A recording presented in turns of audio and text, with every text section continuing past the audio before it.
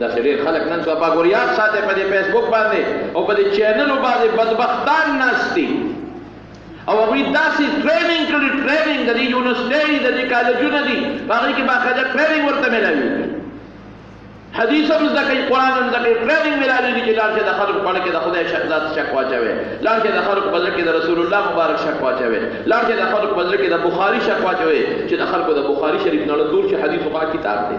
لا چې د خلکو په زړه کې د حدیثو شکونه واچوي د فقه د مسلې شکونه واچوي چې د خلکو په دې باندې اعتماد ختم شي نو بد دین نه به د خلکو په خپله نفرت پیدا شي د خبرو ګورئ پرده او دا د ښځې حق او د ښځې زه حیران په دې یم ښځې روزي د خپل حق لپاره دې سړو نه پکار دي چې د خپل حق لپاره ویلو ثباتي کوي زموږ حق څه کوو ښځې خو لګیا دي خپل حق غواړي ما د خپل حق څه غواړي چې نکاح ته مې اجت نه وي نکام دوسو او خپل کار به نکام کو او پرده مې نه چې بس زم کوم ځای ګرځم زما جسم او زما مرضي ده چې زه څه کوم نو زه به کوم چا سره زم او که چا سره شپه کوم او کار کوم چې بس ما ته اختیار ده زما حق دی نو معلوم پکار چې د خپل حق وغواړم که نه کوم حق چې ما له خدای قرآن راکړی دی نو د سړو د حق اړو تپوس نشته او د ښځو د حقونو ښځو حق نورسي شریعت ورکړی دی شریعت په ډیره کې دننه شه ملا صاحب ته کښېنه قرآن ته کښېنه که ته مسلمان یې حق د خدای درکړی زما وروڼو داسې نن په فیسبوک راغلي دي څوک پټکي والي دي پټکي والي دي او د حدیث هم درته وایي او نیمګړی حدیث به راته وایي او یو حدیث به وایي او بل به پرېږدي او د قرآن سره به ټکراو ثابتوي او بیا به ټکراو به درته ثابت کړي ستا کې به شک واچوي بیا به جواب داسې کمزورې غوندې وکړي چې ته به جواب ته ستا ذهن لاړ نه شي نو ستا په اړه کې به خپله په قرآن کې شک پیدا شي او په حدیثو کې به شک پیدا شي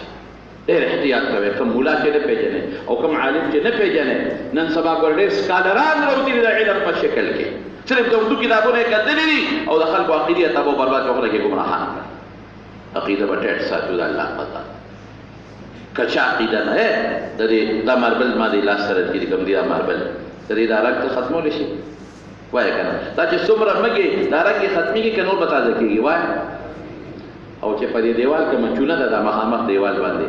دې له چې معمولي غوندې که زور ورکړې چاقو چاړه باندې نو دا چونه دې ختمېږي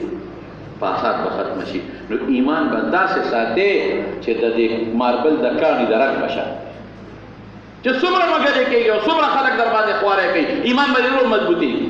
په خدای څوک اعتراض کوي خو سترګې به دې پړسېږي په پیغمبر څوک اعتراض کوي سترګې به دې پړسېږي په دین څوک اعتراض کوي ودرېږه چې اوس دې برابر زما خدای حق دې ګستاخي کوي خدای دې بې خوباسه مسلمان یې که کافر